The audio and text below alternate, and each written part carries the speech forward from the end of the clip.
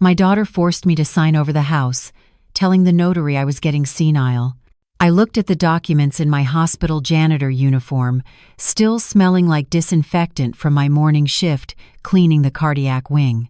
Stephanie stood there in her $2,800 designer dress, tapping her Rolex impatiently while I read through the property transfer papers. The notary, a distinguished man with silver-rimmed glasses, handed me his business card with a slight smile. Dr. Richard Harrison, University Medical Center, Department of Internal Medicine. I looked up and met his eyes. He gave me the smallest nod, so subtle Stephanie didn't catch it. She was too busy explaining to this stranger how confused I'd become about finances and property management.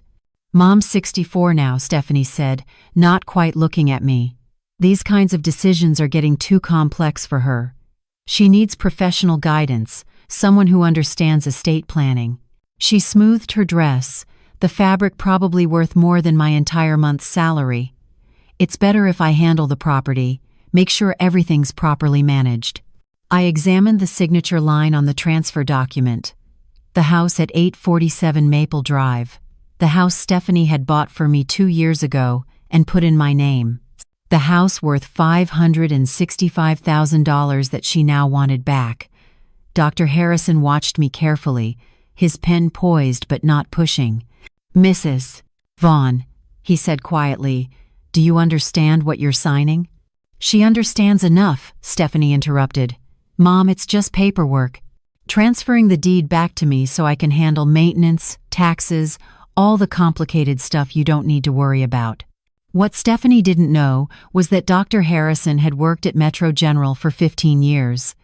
That he'd watched me push my cleaning cart through his department every weekday morning for over a decade.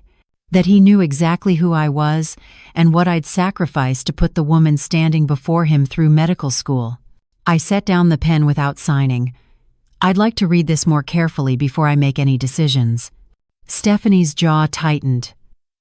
"Mom, we've been over this 3 times. It's a simple property transfer." My lawyer drew up the papers. "Everything's legal and proper. Then it can wait until I've had a chance to review it properly," I said calmly. "You're being difficult." Stephanie's voice had that sharp edge I'd heard increasingly over the past few months. "This is exactly why we need to simplify your affairs. You're getting confused, making simple things complicated." Dr. Harrison closed his notary book. "Mrs. Vaughn is within her rights to take time to review any legal documents. There's no urgency that requires immediate signing." He looked at Stephanie with the kind of professional courtesy that somehow conveyed disapproval. "Perhaps your mother would like to consult with her own attorney before proceeding." "She doesn't need an attorney. I'm her daughter. I'm looking out for her best interests." "I'm sure you are," Dr. Harrison said, but something in his tone suggested he wasn't sure at all. "Nevertheless, Mrs. Vaughn, I'd be happy to schedule another appointment when you've had time to properly review the documents." Stephanie gathered her designer bag, her movements sharp with frustration. "Fine. But Mom, we need to resolve this soon. I have plans for that property, and your stubbornness is causing problems."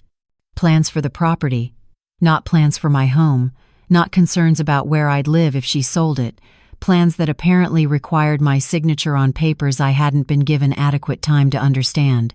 After Stephanie left, Dr. Harrison packed his notary supplies slowly. "Mrs. Vaughn, forgive me for saying this, but I've known you for 15 years. You clean my department every morning, and I've never once observed any signs of cognitive decline or confusion. Thank you, Dr. Harrison. In fact," he continued carefully, "I remember when your daughter was in medical school. You'd work the morning shift here, then I'd see you leaving for your second job downtown. Dr. Peterson in pediatrics told me you tutored his children in the evenings, refused payment even though he knew money was tight." I felt my throat tighten. Those years felt like a lifetime ago and yesterday all at once.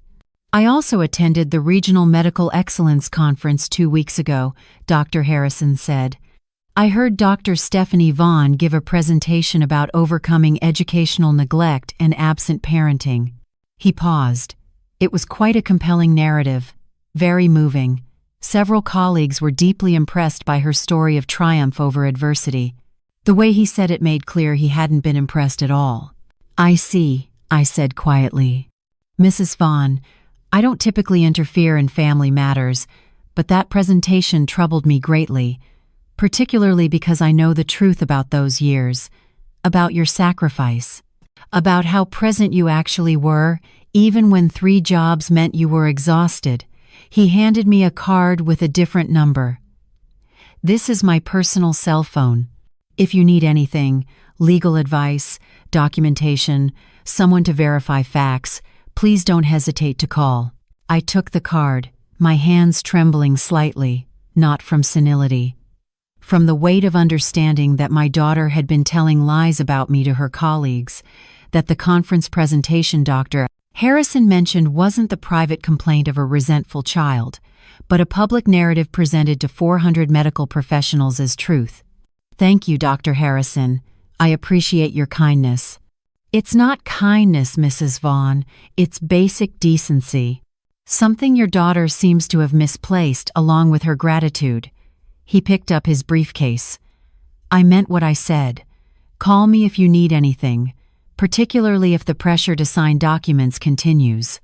After he left, I sat alone in my small living room, still wearing my janitor uniform, still smelling like hospital disinfectant, looking at the unsigned property transfer papers on my coffee table.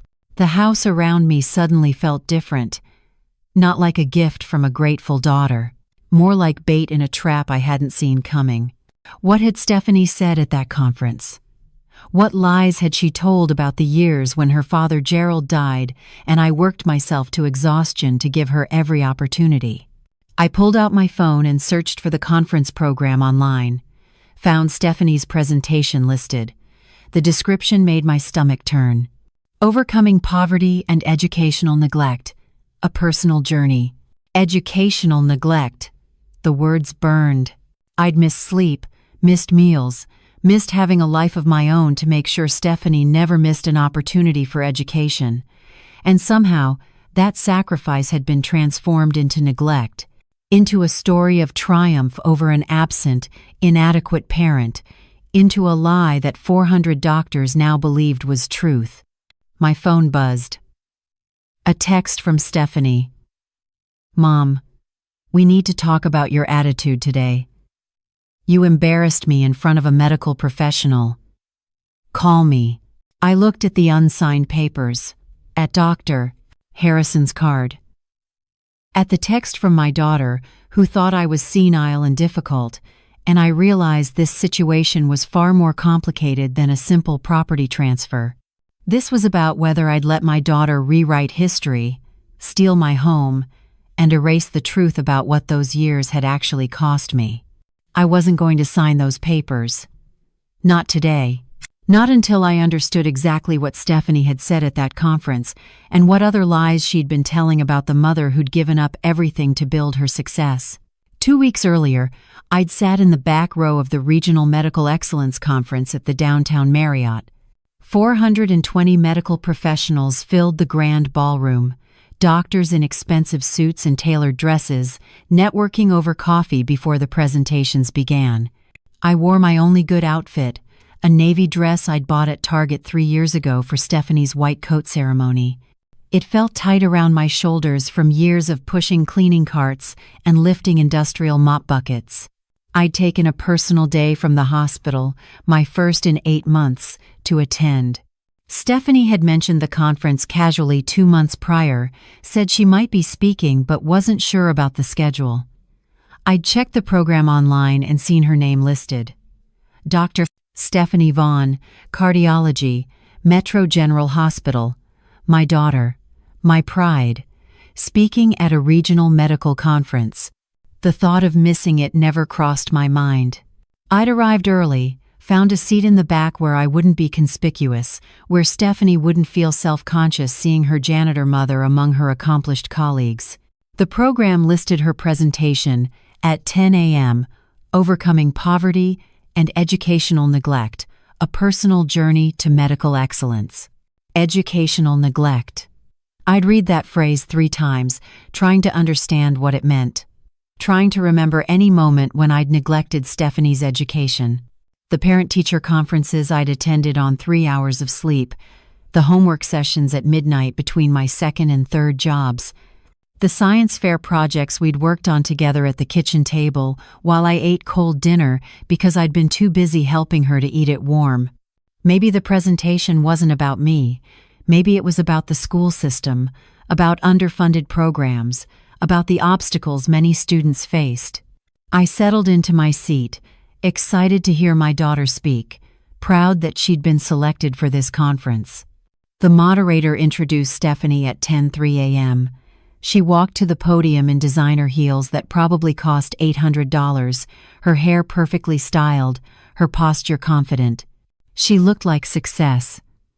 Like everything I'd wanted for her when Gerald died and left me alone to raise an 8-year-old on a janitor's salary.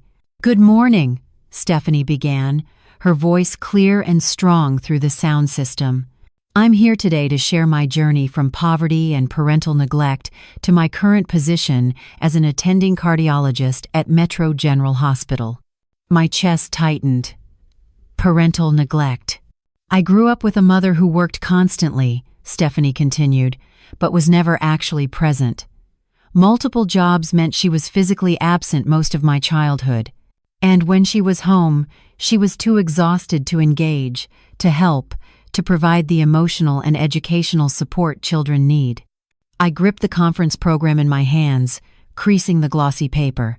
"My father died when I was 8 years old," Stephanie said, and the audience made sympathetic sounds.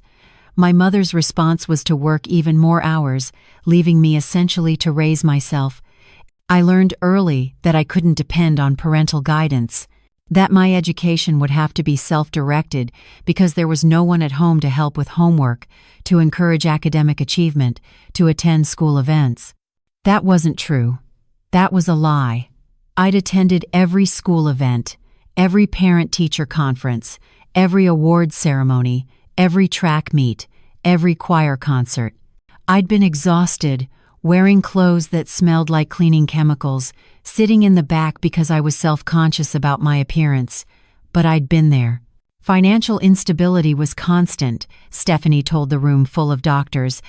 While other children had college funds and educational resources, I knew from a young age that my mother couldn't provide financial support for higher education.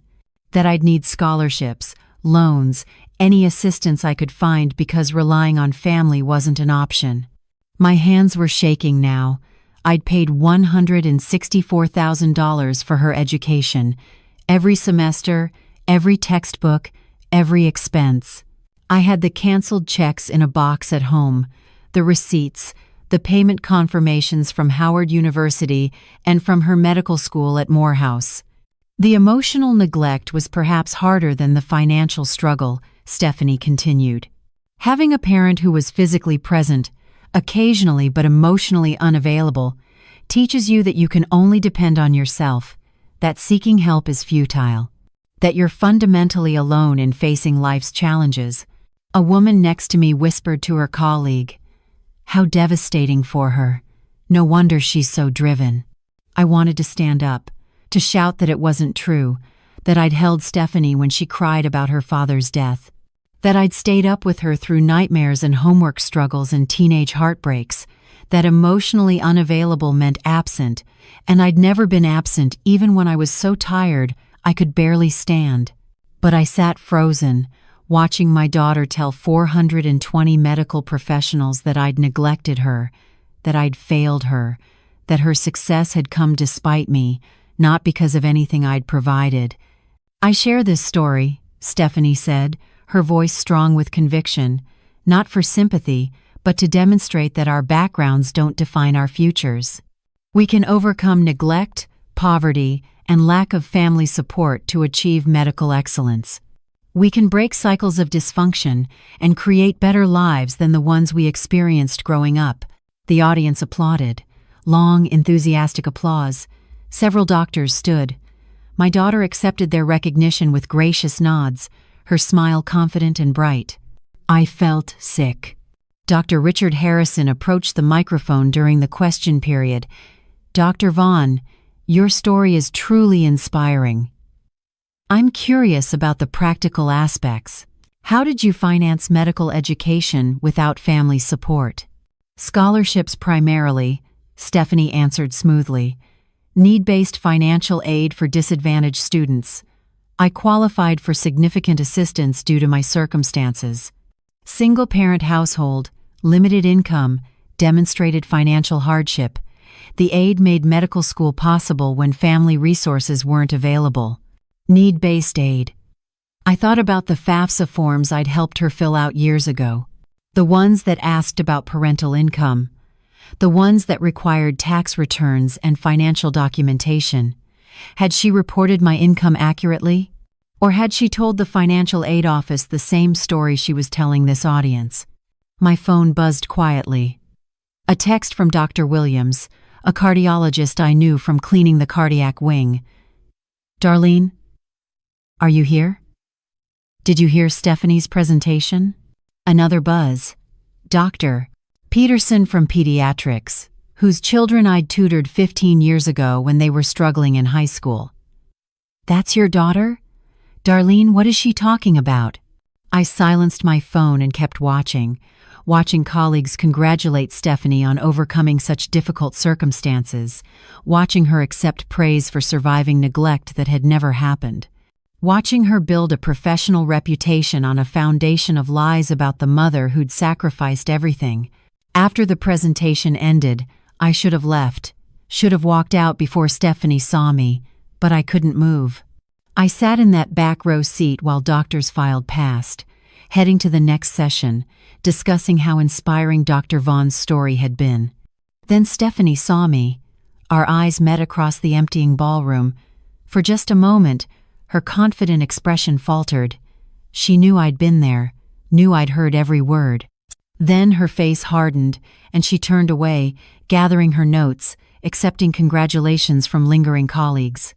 I stood up slowly, my knees aching from the cheap conference center chairs, and walked out. Behind me, I heard Stephanie's laugh, bright and professional, as someone praised her resilience in overcoming such a difficult childhood. The childhood I'd worked 3 jobs to provide, the education I'd paid for with money I didn't have, the love I'd given despite exhaustion that made every movement hurt, all of it had been rewritten, transformed into a story of neglect and absence, into lies that made my daughter look heroic and made me disappear. I drove home that afternoon and pulled out the box I kept in my closet.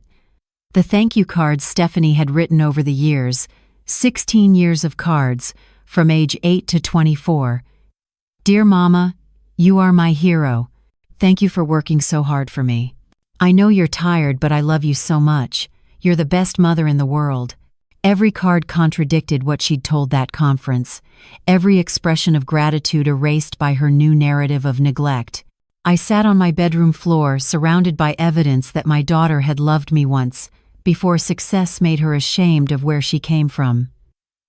Before my sacrifices became embarrassments, she needed to rewrite. That was 2 weeks ago. Before Dr. Harrison appeared at my door as a notary.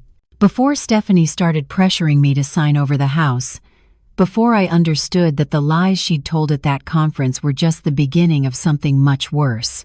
3 days after the unsigned property transfer, I received a text from Dr. Peterson. Darlene, can we talk? It's about Stephanie's presentation. Several of us have concerns. I called him back during my lunch break, sitting in the hospital cafeteria with my tuna sandwich and water. Dr. Peterson answered on the first ring. Darlene, thank you for calling. Look, I'm going to be direct. After Stephanie's presentation, a group of us started comparing notes. Dr. Williams, Dr. Martinez, Harrison, myself. We all know you. We've worked alongside you for years, and what Stephanie described doesn't match the person we know. Dr. Peterson, I appreciate your concern, but this is between me and my daughter. Normally I'd agree. But Darlene, she claimed need-based financial hardship for scholarships. She told that conference room she received aid for disadvantaged students with no family support. I remember you working 3 jobs when Stephanie was in medical school. I remember you declining payment when you tutored my kids because, quote, every dollar goes to Stephanie's education. My sandwich sat untouched on my tray. What are you saying? I'm saying the financial aid story doesn't add up.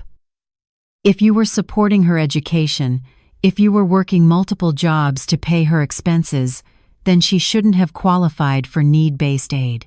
That aid is meant for students whose families genuinely can't contribute, not for students whose mothers are working themselves to exhaustion to pay every bill. I thought about the FAFSA forms, about income reporting, about the scholarships Stephanie had mentioned casually over the years, always framed as merit-based recognition of her academic excellence. Dr. Peterson, I need to think about this. I understand.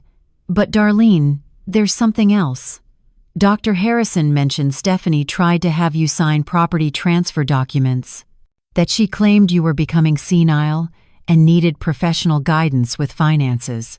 She bought me a house 2 years ago, put it in my name, now she wants it back. The silence on the other end was heavy. Then, Darlene, that's elder financial abuse, especially if she's claiming cognitive decline to pressure you into signing. Have you consulted an attorney? It's my daughter, Dr. Peterson. I'm not taking my daughter to court. Then at least document everything. Keep those transfer papers unsigned. And Darlene, if she's lying about you to justify financial aid fraud, if she's attempting to coerce property transfers by claiming you're incompetent, this goes beyond a family disagreement. This is potentially criminal behavior. After we hung up, I sat in the cafeteria until my break ended, my sandwich still wrapped, my hands cold despite the warm room. Criminal behavior. My daughter, the girl I'd raised. The woman I'd sacrificed everything to help succeed. That evening, Stephanie called. Her tone was sharp from the first word. Mom, we need to talk about the property transfer. My lawyer says you're refusing to cooperate. I'm not refusing. I'm reviewing the documents carefully before making decisions about my home. Your home? Stephanie's laugh was bitter. Mom, I bought that house. With my money. From my career. I put it in your name as a gift, and now you're treating it like it belongs to you. You put my name on the deed. That makes it legally mine. Legally, sure. But morally, ethically, that house represents my success, my earnings, my achievement, and you're holding it hostage because you're confused about property ownership. I'm not confused, Stephanie. I'm cautious. There's a difference. You're being selfish. I have plans for that property. I need the equity to invest in opportunities you wouldn't understand. But you're making this difficult because you can't accept that your role in my life is different now. What role is that exactly? You're my mother. You're 64 years old. You should be letting me make decisions for the family now. Instead, you're clinging to control over assets that really belong to me. I took a breath, steadying myself. Stephanie, I attended your presentation at the medical conference. Silence. Long enough that I thought she might have hung up. Then, you were there? Back row. I heard everything you said about educational neglect, about absent parenting, about raising yourself because I was never present. Mom, those presentations are complicated. They're narratives designed for professional audiences. You wouldn't understand the nuance. I understand you told 400 doctors I neglected your education, that I was emotionally unavailable, that you received need-based financial aid because I couldn't support you. I did receive need-based aid because our financial situation was unstable. I paid $164,000 for your education, Stephanie. I have every receipt, every canceled check.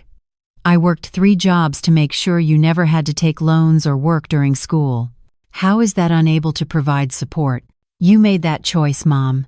Nobody forced you to work those jobs. And honestly, working all the time meant you were never home. That's emotional neglect whether you want to admit it or not. I was home for every school event, every parent-teacher conference, every important moment. You were there physically, exhausted, half asleep, wearing clothes that smelled like bleach. Do you know how embarrassing that was? Having the janitor mother show up to my school events?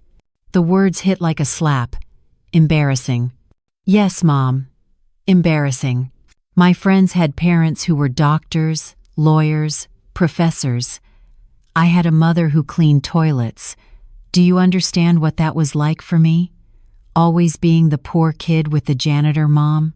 That janitor mom paid for your Howard University tuition. That janitor mom paid for Morehouse Medical School. That janitor mom made sure you graduated debt-free while your classmates had $300,000 in loans. And I'm supposed to be grateful for the rest of my life?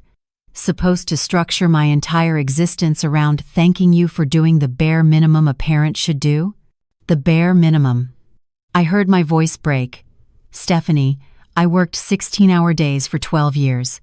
I never took vacations. I never bought new clothes. I ate ramen noodles so you could have proper meals. How is that bare minimum? You made those choices for yourself, not for me. Maybe you needed to feel like a martyr. Maybe you needed to prove something after Dad died. But don't put your emotional baggage on me and expect eternal gratitude. I sat down heavily on my couch, the phone pressed to my ear, listening to my daughter rewrite our entire history. Listening to sacrifice become martyrdom, love become baggage, gratitude become an unreasonable burden. The house, Mom, I need you to sign it over by the end of the week. This conversation is exactly why I need to manage these assets. You're too emotional, too attached to things that should be simple business decisions. And if I don't sign, then I'll have to pursue other options, legal options. I've already spoken to an attorney about competency evaluations, about guardianship if necessary. I don't want to go that route, but you're not leaving me much choice. You'd have me declared incompetent to steal my home? It's not stealing when the house was mine to begin with. And it's not incompetence evaluation, it's proper elder care, making sure you have appropriate guidance as you age. After she hung up, I sat in the silence of the house Stephanie had bought me. The house that had felt like love 2 years ago when she'd handed me the keys, tears in her eyes saying, "Mama, you deserve this after everything you've done for me." The house that now felt like evidence in a case I didn't understand. I pulled out my phone and called Dr. Harrison's personal number. He answered after 2 rings. "Mrs. Vaughn, I was hoping you'd call." "Dr. Harrison, I need to understand something." Stephanie claimed at that conference that she received need-based financial aid. Is there any way to verify what aid she actually received and what she reported to get it? There is. And Mrs. Vaughn, several of us have already started looking into that. Because if she misrepresented her financial circumstances to obtain aid meant for genuinely disadvantaged students, that's federal financial aid fraud. It's a serious crime with serious consequences. She's my daughter, Dr. Harrison. I don't want to destroy her career. I understand. But Mrs. Vaughn, she's threatening to have you declared incompetent to take your home. She's built her professional reputation on lies about your parenting. She's potentially stolen scholarship money from students who actually needed it. At what point does protecting her become enabling her? I looked around my living room. At the thank you cards I'd brought out from the box, spread across my coffee table. Evidence of a different Stephanie. A younger version who'd loved me before success made me an embarrassment. What would an investigation involve? Financial aid records, tax returns, FAFSA documentation, comparing what she reported to the actual facts. If there's fraud, it'll show in the discrepancies between what she claimed and what the evidence proves. And if there is fraud, what happens to her? That depends on the extent and severity. But Mrs. Vaughn, medical license revocation is possible, restitution payments, potentially criminal charges. I thought about Stephanie at 8 years old, crying for her father. Thought about her at 18, hugging me at high school graduation, saying I was her hero. Thought about her 3 days ago, threatening guardianship proceedings to take my home. Dr. Harrison, if I provide documentation, if I help with an investigation, I need to know it's because it's the right thing, not because I'm angry or hurt. I need to know the truth matters more than my feelings. Mrs. Vaughn, the truth always matters more than feelings, especially when lies are harming others. Stephanie didn't just lie about you. She potentially stole resources from students who genuinely needed them. She's built a career on false foundations. And now she's trying to take your home using those same dishonest tactics. Then help me understand what you need. What documentation would prove whether she committed fraud? Everything you have. Tax returns from her college and medical school years, proof of payments you made to her schools, those thank you cards acknowledging your support, anything that contradicts her claims of no family support and financial hardship. I looked at the evidence spread around me, 16 years of gratitude that Stephanie now claimed never existed, proof of sacrifice she'd rewritten as neglect. I'll gather everything, but Dr. Harrison, promise me something. If we do this, if we investigate and find fraud, I need to be the one who talks to her first, before any official consequences. She's still my daughter. I still love her even if she's forgotten she ever loved me. I promise, Mrs. Vaughn, but after you talk to her, the truth goes forward regardless. Justice can't be selective just because it's family. After we hung up, I began pulling out files, tax returns showing my $51,000 annual income during Stephanie's college years, payment receipts to Howard University and Morehouse, thank you cards dated and preserved, a paper trail of truth that contradicted every word my daughter had spoken to that conference room full of doctors. This wasn't revenge, this was documentation. And whether Stephanie understood it or not, the truth was about to find its witnesses. The next morning, I arrived at the hospital at 5:45 a.m. for my shift, earlier than usual. I needed the quiet time before the hallways filled with doctors and nurses, before the day became a blur of mop buckets and cleaning carts. I needed to think about what I was about to do. Dr. Harrison met me in the staff break room at 6:30 a.m. with coffee and a folder. Mrs. Vaughn, I've pulled together some preliminary information, financial aid records from Morehouse. Stephanie received $82,000 in need-based grants over 4 years of medical school. I sat down slowly. $82,000. Need-based grants specifically designated for students from low-income families with limited parental support. To qualify, she would have needed to demonstrate financial hardship. Report parental income below certain thresholds. I was making $51,000 a year during her medical school, 3 jobs combined. Exactly. That income level wouldn't qualify for need-based grants of this magnitude. Most students with parental income over $45,000 receive primarily loans, not grants. The grants are reserved for students whose families make under $35,000 and can't contribute to education costs. I thought about those years, coming home at 11 p.m. from my 3rd job, finding payment notices from Morehouse on the kitchen table, writing checks for $8,000, $12,000, whatever the semester required, never questioning why Stephanie needed the money if she had scholarships. She told me the scholarships were merit-based, I said quietly, academic excellence awards. I was so proud that her hard work was being recognized. Some were merit-based, but Mrs. Vaughn, $82,000 in need-based grants means she reported something on her FAFSA applications that wasn't true. Either she understated your income significantly, or she claimed you weren't providing financial support. Dr. Peterson entered the break room, saw us, and closed the door behind him. Darlene, I've been thinking about this all night, about what this means. If Stephanie defrauded the financial aid system, she didn't just lie. She took money, meant for students whose parents genuinely couldn't help them. Students whose mothers weren't working 3 jobs to pay tuition, Students like my nephew, Dr. Harrison added. He applied to Morehouse the same year as Stephanie. Got rejected for need-based aid because his mother made $48,000.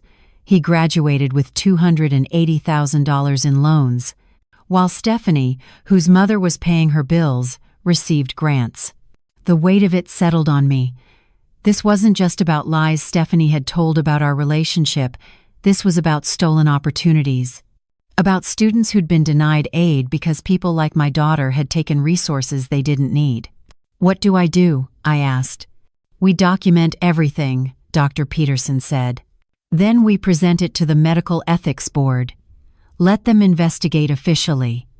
If there's fraud, it needs to be exposed. Not for revenge. For the integrity of the system. But she's my daughter. She's also a doctor, Dr. Harrison said gently. A physician who took an oath about honesty and integrity, who treats patients based on trust. If she's willing to lie and defraud for personal gain, what does that say about her medical practice? About her character as a physician?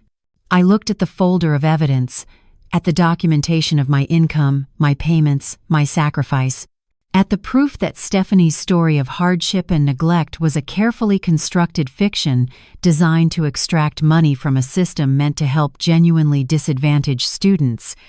If I do this, if I provide this documentation, our relationship is over. She'll never forgive me. Mrs. Vaughn, Dr. Peterson said carefully, based on what you've told us about the property transfer pressure, the threats of competency evaluation, the public statements about neglect, do you actually have a relationship with her anymore?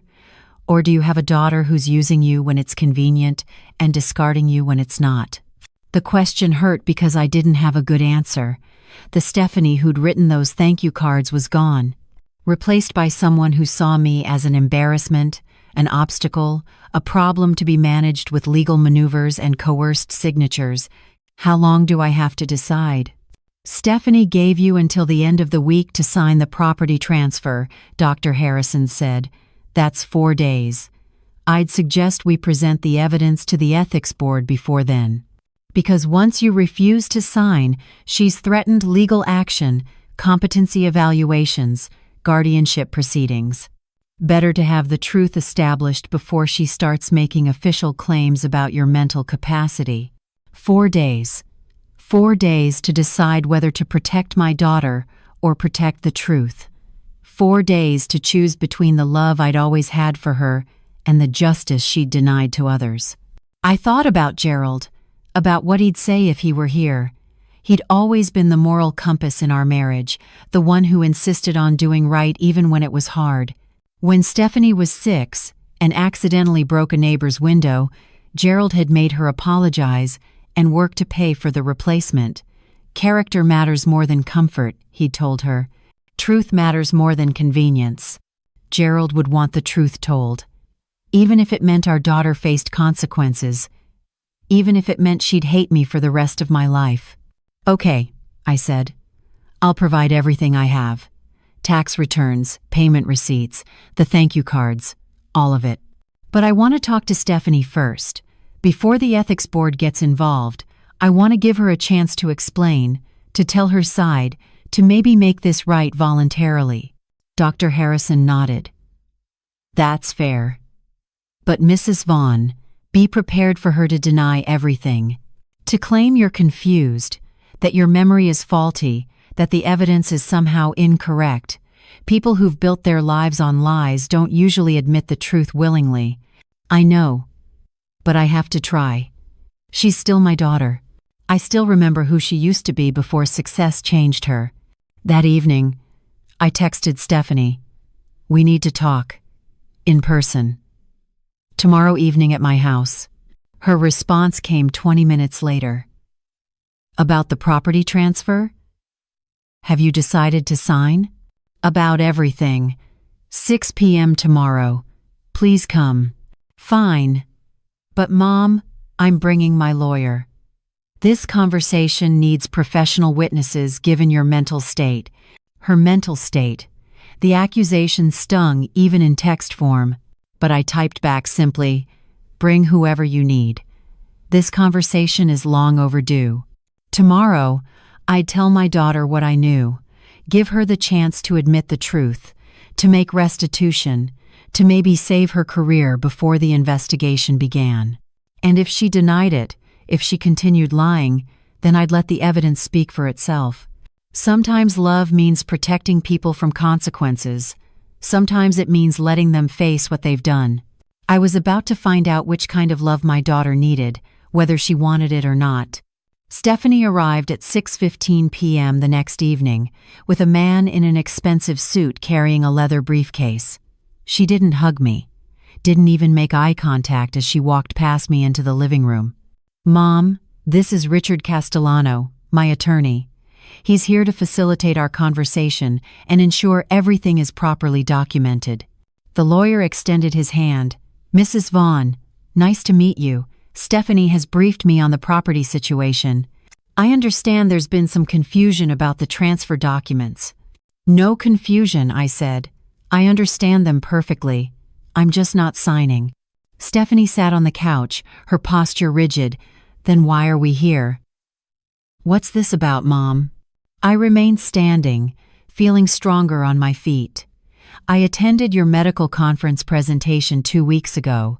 Her face went pale, just for a moment, before the professional mask returned. "I don't see how that's relevant to property transfer.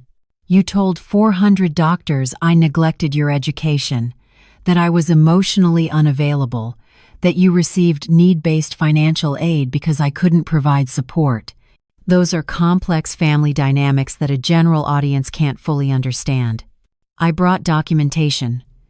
I picked up the folder from the coffee table. Tax returns from 2006 to 2014. My income was $49,000 to $51,000 annually during your college and medical school years. Payment receipts to Howard and Morehouse, totaling $164,000, and these. I spread the thank you cards across the table. 16 years of gratitude in Stephanie's own handwriting. "You are my hero, Mama. Thank you for sacrificing everything for me. I couldn't have done this without you." The lawyer leaned forward, examining the documents, Stephanie's hands clenched in her lap. "Stephanie, you received $82,000 in need-based grants from Morehouse. Grants designated for students whose families make under $35,000 and can't contribute to education. But I was making $51,000 and paying every bill. How did you qualify for that aid?" "Mr. Castellano," Stephanie said quickly, "I don't think I should answer questions without proper legal counsel present." "I am your legal counsel," he said, but his tone had changed. He was reading the thank you cards now, comparing dates to the payment receipts. "Dr. Vaughn, these documents suggest significant parental financial support during the years you claimed hardship. My mother's memory of those years isn't reliable. She's confused about amounts, about timing. I have the canceled checks," I said quietly. "Every single one. Bank statements showing withdrawals. Letters from the schools confirming receipt of payment from Darlene Vaughn. This isn't memory. This is documentation." Stephanie stood up abruptly. "This is ridiculous. You invited me here to ambush me with old paperwork? To try to make me feel guilty about succeeding despite your limitations as a parent? I invited you here to give you a chance to tell the truth before other people do it for you. Dr. Harrison, Dr. Peterson, Dr. Williams, they all know what you said at that conference. They all know it wasn't true. They're asking questions about the financial aid, Stephanie, about whether you committed fraud to get grants you didn't need." "Fraud?" The lawyer's head snapped up. "Dr. Vaughn, did you misrepresent income information on federal financial aid applications?" "I represented my circumstances accurately. My mother had income, but she wasn't providing adequate support. The aid was justified. I have receipts for $164,000 in payments," I said. "How is that inadequate support?" "Emotional support, Mom. The kind that actually matters. The kind you never gave because you were too busy being a martyr with your 3 jobs." Those 3 jobs paid for everything in your life: your clothes, your food, your education, your activities, everything. And you held it over my head forever. Every conversation was about your sacrifice. Every achievement I had was really about how hard you worked. I was never allowed to just succeed. It always had to be framed as your gift to me. The lawyer was gathering his papers. Dr. Vaughn, I think we should continue this conversation in my office, without Mrs. Vaughn present. No, Stephanie said. Let's finish this now. Mom, you want to know the truth? Fine. Yes, I understated your income on the FAFSA. Yes, I claimed you weren't providing support, because emotionally, you weren't.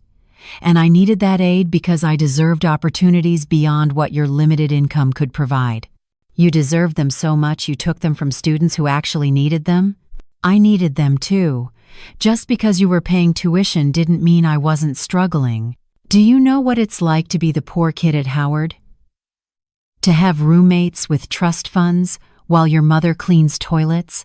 So you lied to the federal government and stole scholarship money to avoid embarrassment? I secured resources I deserved based on my academic merit and my genuine disadvantage. Being raised by a janitor is a disadvantage, whether you want to admit it or not. The words hung in the air between us. The lawyer looked uncomfortable. I felt something break inside my chest that I knew would never heal. Get out of my house, I said quietly. Your house? Stephanie's voice rose. This is my house. I bought it, and you're going to sign it over by Friday, or I'm filing for guardianship on Monday. Let's see whose version of reality a judge believes. The successful cardiologist worried about her aging mother's cognitive decline, or the confused janitor who can't remember facts accurately. Get out. After they left, I sat surrounded by evidence of a daughter who no longer existed, and I called Dr. Harrison. It's time, I said. Present everything to the ethics board. She's not going to admit the truth. She doesn't even think she did anything wrong. I'm sorry, Mrs. Vaughn. So am I. But my husband used to say truth matters more than comfort. I'm choosing truth, even if it meant losing my daughter forever. The Medical Ethics Board convened 4 days later in a conference room at University Medical Center. Dr. Harrison had assembled the investigation committee. Himself, Dr. Peterson, Williams, and Dr. Martinez from the State Medical Board. Stephanie arrived with her lawyer, confident and composed in a tailored suit that probably cost more than my monthly salary. I sat in the corner, watching my daughter walk into a room full of colleagues who were about to examine every lie she'd told. She saw me, and her jaw tightened, but she said nothing. Dr. Martinez opened the meeting. Dr. Vaughn, thank you for coming. We've asked you here to discuss discrepancies between your public statements at the Regional Medical Excellence Conference and financial documentation we've reviewed.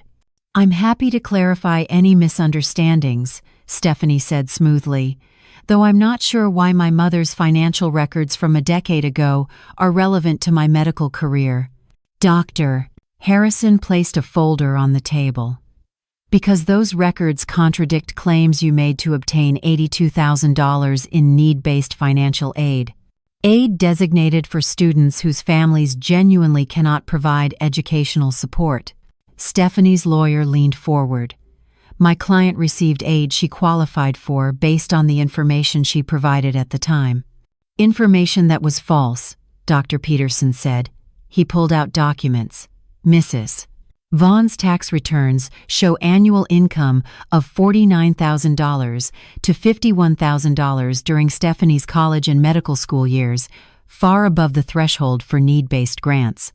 My mother had income, but wasn't providing adequate financial support, Stephanie replied. The FAFSA asks whether parents contribute to education costs. Mine didn't contribute meaningfully. Dr. Williams placed payment receipts on the table.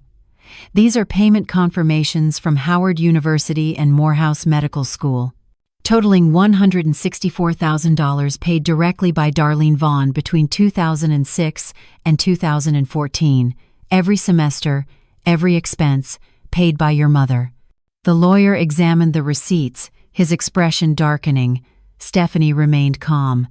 Those payments were made, yes, but they came with emotional manipulation and control. My mother used financial support as leverage for parental authority I didn't consent to.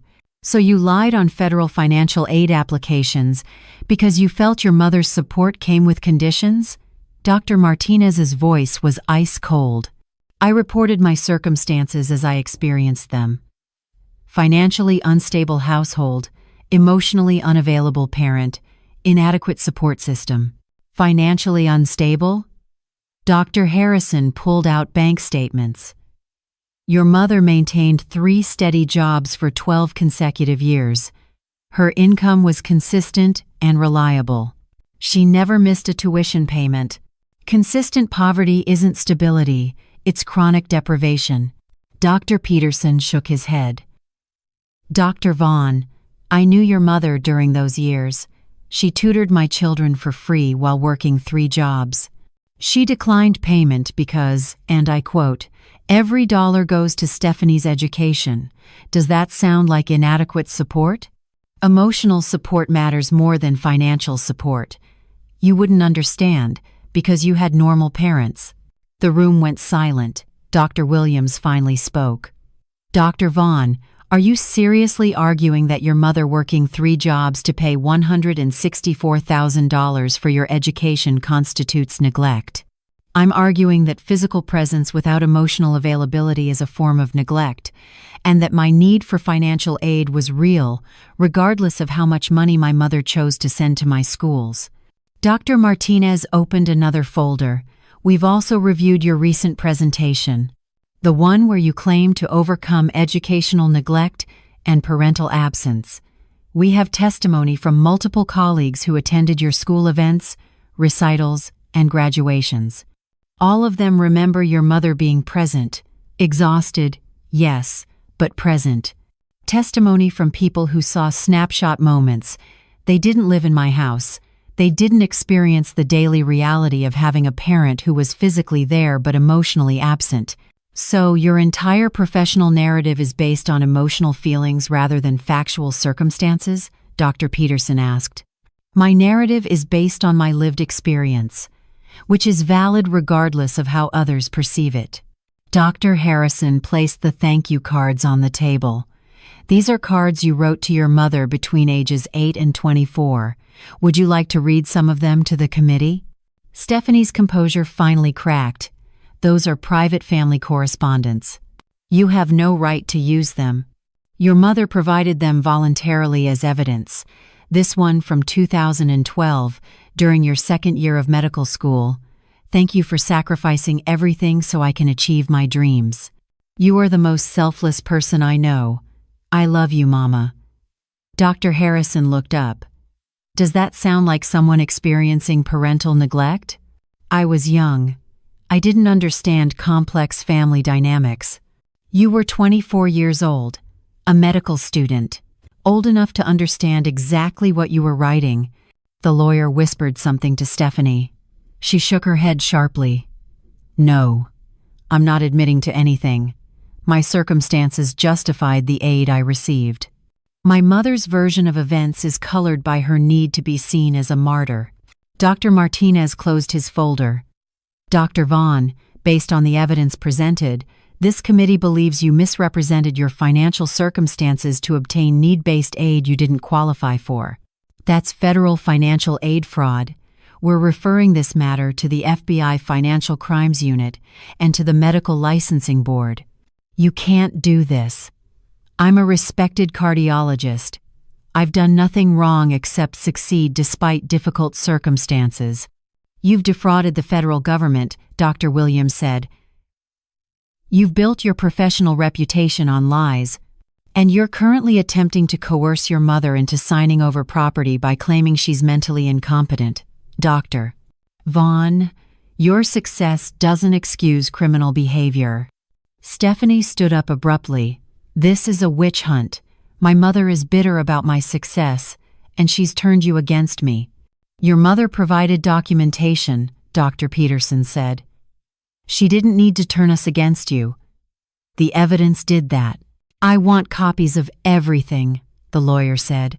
All documents, all testimony. We'll be challenging these accusations. You'll receive everything through proper legal channels, Doctor, Martinez replied.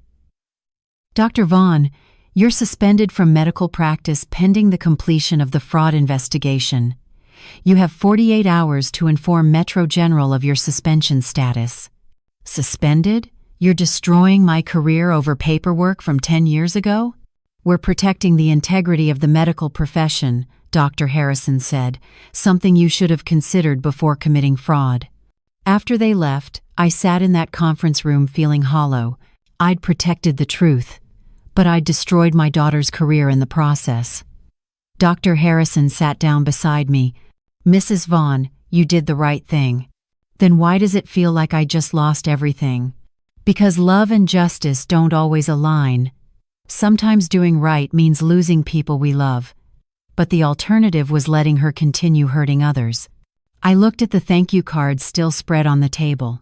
Evidence of a daughter who'd loved me once, before ambition turned that love into resentment and lies into career strategy. What happens now? FBI investigates.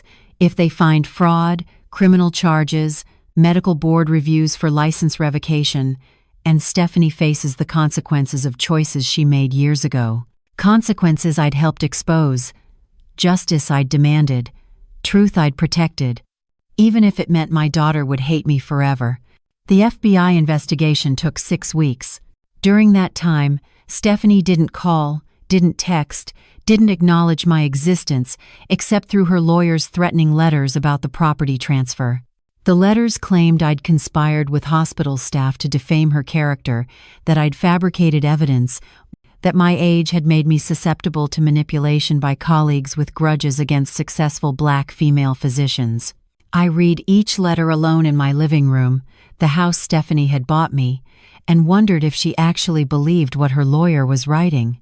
If she'd convinced herself that the canceled checks were fake, that the thank you cards were forged, that 16 years of documented sacrifice was somehow a conspiracy against her success. Dr. Harrison called on a Tuesday morning in late October. Mrs. Vaughn, the FBI has concluded their investigation. They found evidence of intentional misrepresentation on 4 separate FAFSA applications. Stephanie understated your income by an average of $22,000 per year and falsely claimed 0 parental financial contribution. I sat down slowly. What does that mean for her? Federal fraud charges are being filed. She'll likely face 18 months of probation, $68,000 in restitution payments to the Department of Education, and 400 hours of community service. The medical board meeting is scheduled for next week to determine license status. They're taking her license? Suspension is likely. Probably 18 months with required ethics training before she can reapply for reinstatement. But Mrs. Vaughn, there's something else. Stephanie resigned from Metro General yesterday, effective immediately, and she's dropped the property transfer lawsuit. Her lawyer sent notice that she's withdrawing all claims against you. I should have felt relief. Victory, even. Instead, I felt empty. Has she tried to contact me? Not that I know of, but Mrs. Vaughn, you should know that the $68,000 restitution will require Stephanie to liquidate assets. Her lawyer indicated she's selling her condo and her car to make the payment. The daughter who'd called me embarrassing for being a janitor was now losing everything she'd built. The career she'd constructed on lies was collapsing, and I was the mother who'd provided the evidence that destroyed it all. The medical board hearing happened on November 3rd. I didn't attend. I couldn't watch them officially strip away her license, couldn't hear them detail every lie she'd told. I couldn't face being in a room where my daughter's professional life ended because I'd told the truth. Dr. Peterson called me that evening with the results.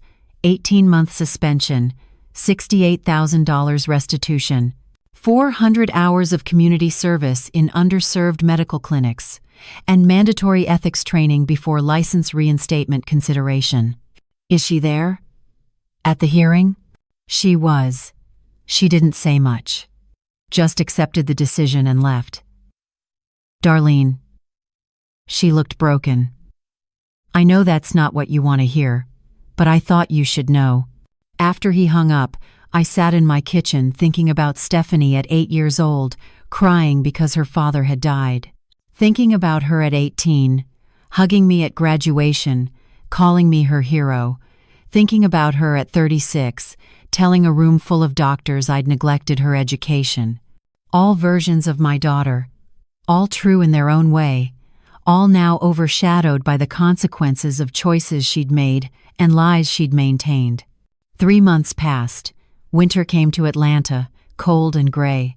I continued my janitor work at the hospital, pushing my cart through hallways where everyone knew what had happened. Some colleagues offered sympathy. Others avoided eye contact.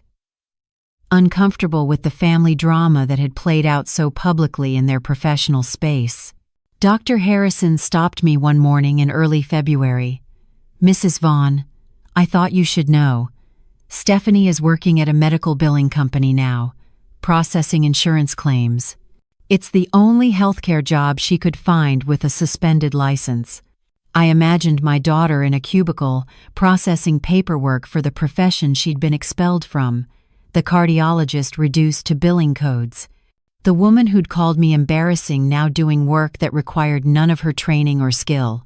Is she managing? Financially, barely. She sold her condo and her Mercedes to pay the restitution. She's living in a studio apartment in East Point, driving a 2008 Honda. By all accounts, struggling. The reversal was complete. Stephanie had spent years ashamed of my poverty, my 3 jobs, my janitor uniform. Now she was experiencing her own version of financial struggle, stripped of the status and comfort she'd built on lies. "Has she contacted you?" Dr. Harrison asked gently. "No. And I don't expect she will. Maybe that's for the best. Sometimes relationships can't survive truth-telling." But late one evening in March, 11 months after the conference that started everything, my doorbell rang. I looked through the peephole and saw Stephanie standing on my porch, wearing jeans and a regular coat, no designer labels visible. She looked thin, tired, like I'd looked for most of her childhood. I opened the door. "Hi, Mama," she said quietly. It was the first time in years she'd called me that instead of Mom. "Stephanie, can I come in?" "I understand if you say no." I stepped aside. She walked into the house she'd bought me, the house she'd tried to take back, and stood awkwardly in the living room like a stranger. "I'm not here to apologize," she said. "I'm not ready for that yet. Maybe I'll never be ready. But I needed to tell you something." I waited. "I've been working at the billing company for 3 months. Processing claims, entering codes, doing work that has nothing to do with my medical training. And every day I sit in that cubicle and I think about you. About how you worked jobs that had nothing to do with your intelligence or potential. How you did work that didn't fulfill you, didn't challenge you, didn't give you status or recognition. And you did it for 12 years. For me." Her voice cracked. "I finally understand what you sacrificed.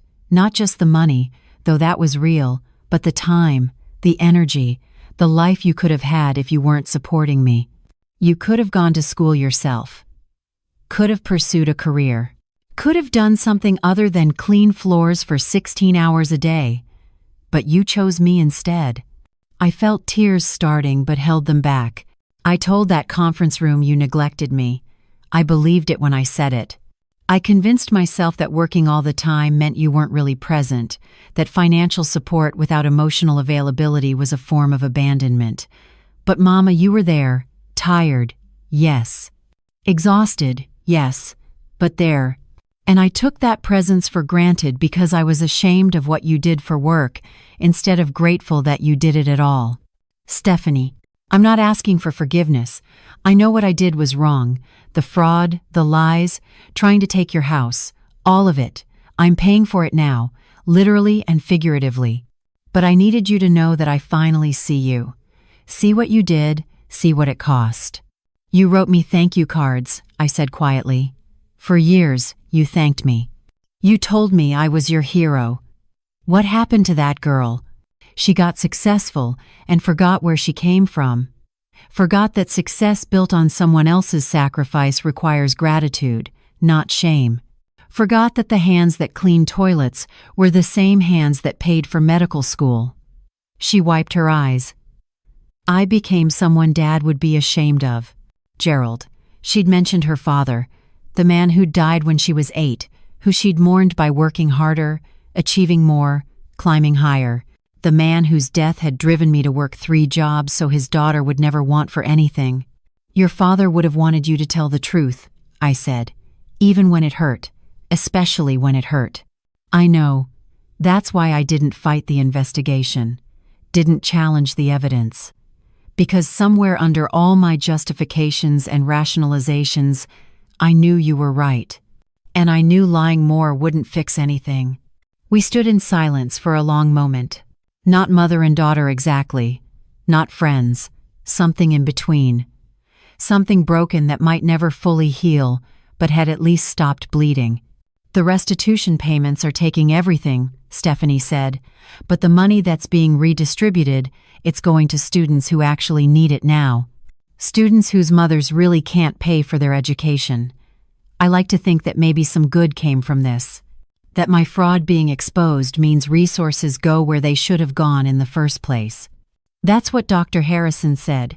3 students got full scholarships with the recovered funds. Then maybe Dad can forgive me. Eventually, even if you can't. I never stopped loving you, Stephanie. Even when I was gathering evidence, even when I was watching your career collapse, you're still my daughter. But you don't like who I became. No, I don't. But I'm hoping the woman you're becoming might be someone I can respect again. Someone your father would recognize. She nodded slowly. I should go. I just wanted to tell you I understand now what you did for me, what it cost, and that I'm sorry I made you prove it with canceled checks and thank you cards instead of just believing you when you said you loved me. Stephanie, wait. I walked to the closet and pulled out the box of cards. These are yours. I kept them as evidence, but the investigation's over. You should have them back.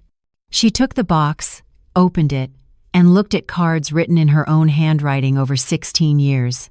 Cards full of love and gratitude and promises that she'd make me proud someday. I did make you proud, didn't I? Before I screwed it all up. You made me proud when you graduated medical school debt-free. You made me proud when you became a cardiologist. You're making me proud now by finally telling the truth, even when it doesn't benefit you. She clutched the box of cards to her chest. Can I come back? Not now, but eventually. Can we try to build something that isn't based on lies or resentment or shame? Yes, but Stephanie, it has to be honest. No more rewriting history. No more claiming neglect that didn't happen. No more being ashamed of where you came from. I'm living in East Point, driving a 15-year-old Honda and processing medical bills for $42,000 a year. I think my days of being ashamed of working-class life are over. She smiled, but it was sad. Turns out karma has a sense of irony. After she left, I sat with the knowledge that I'd kept my house but lost years of relationship with my daughter, that I'd protected the truth but destroyed her career, that justice and love had collided and both had casualties. But when I went to work the next morning, pushing my cleaning cart through the cardiac wing, Dr. Peterson stopped me. Darlene, we've been talking, several of us, about the scholarship fund that received Stephanie's restitution money. We want to name it the Gerald and Darlene Vaughn Medical Education Fund, in honor of your sacrifice and your husband's memory. You don't have to do that. We want to. So the students who receive aid from that fund know it came from truth-telling, from a mother who loved her daughter enough to hold her accountable, from sacrifice that doesn't get rewritten as neglect. I thought about Gerald, about what he'd say about his name on a scholarship fund created from our daughter's fraud restitution. He'd probably laugh at the irony. Then he'd say what he always said. Truth matters more than comfort. I'd chosen truth, lost my daughter for months, maybe years, destroyed her career and her financial stability, forced her to face consequences she'd spent years avoiding, and somehow, impossibly, we were finding our way back to something that might eventually look like forgiveness. Yes, I told Dr. Peterson. Name it after Gerald. He'd want students to know that character matters more than credentials, that honesty matters more than success, that love sometimes means letting people face what they've done, even when those people are your children, even when facing it costs them everything, even when protecting them would be easier than protecting the truth. Because Stephanie was right. Gerald would have been ashamed of who she'd become, but he'd be proud of who she was trying to be now. Humbled, honest, finally grateful. Finally understanding what sacrifice actually means. And in 18 months, when her license suspension ended, maybe she'd practice medicine as someone who understood that healing requires truth. That trust is built on honesty. That the hands that clean floors have just as much dignity as the hands that perform surgery. Maybe she'd finally be the doctor her father would have wanted her to be, the daughter I'd always hoped she'd become, not despite the consequences she faced, but because of them. Some lessons can only be learned the hard way. Stephanie had learned hers, and I'd learned that sometimes the most loving thing you can do is refuse to protect people from the truth. Even when that person is your child. Even when that truth costs everything. Gerald used to say character is built in crisis. Stephanie's crisis had come, and she was finally, painfully, building the character she should have had all along. That would have to be enough. That is Darlene Vaughn's story. Now I want to hear from you. Where are you watching this from? What city? What country? Drop it in the comments below. I love seeing our global community, especially those who understand the complexity of family loyalty versus truth. Hit that like button if this story made you think about the cost of truth-telling. Share it if you know someone who's been caught between protecting family and exposing wrongdoing. Someone who's had to choose between love and justice. Someone who's discovered that doing the right thing sometimes means losing people you care about. And subscribe for more real stories about sacrifice, accountability, family betrayal, and the complicated reality of parenting adult children who've forgotten where they came from. Drop your take in the comments. I read every single one. Real wealth isn't measured in medical degrees or six-figure salaries. It's measured in gratitude, integrity, and the courage to tell the truth, even when lies would be more comfortable. Darlene chose truth over comfort. Stephanie is learning what that truth costs. And sometimes that's the most important education anyone can receive. See you in the next video.